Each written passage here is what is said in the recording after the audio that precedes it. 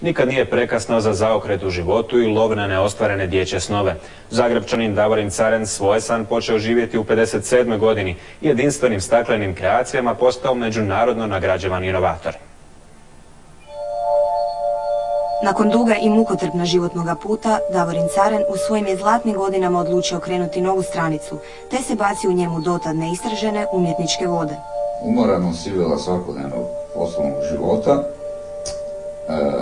krenuo sam potražiti smirenje u nečemu što me od malena oduševljavalo, a to su upravo realizacije nekakvih maštarija kroz nekakav likovni izraz.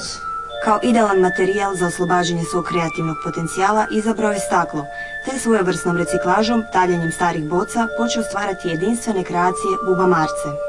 Bubamarci su dobili svoje ime, izvukao sam negdje iz memorije.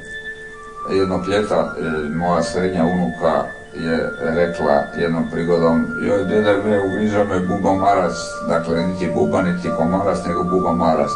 No nisu mu se samo bube motale po glavi, krenuo je u izradu nikad prije viđenih staklenih umivaonika. No kako to kod nas biva, unatoč originalnosti i izvornosti proizvoda, dobra ideja našeg samoukog inovatora nije bila prepoznata ni u umjetničkim ni poslovnim krugovima.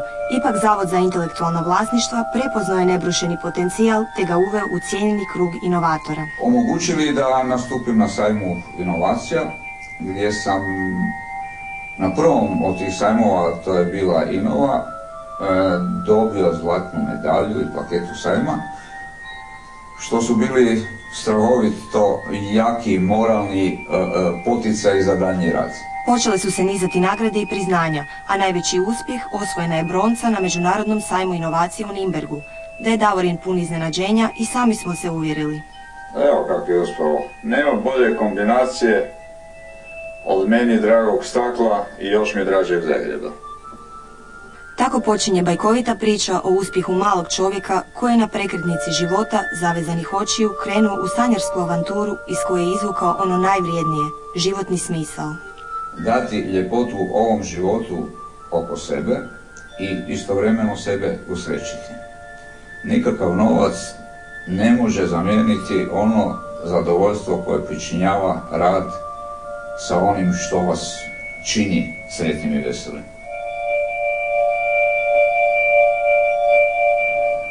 Možda Davorinov primjer i neke od vas potakne da počnete slijediti svoje snove.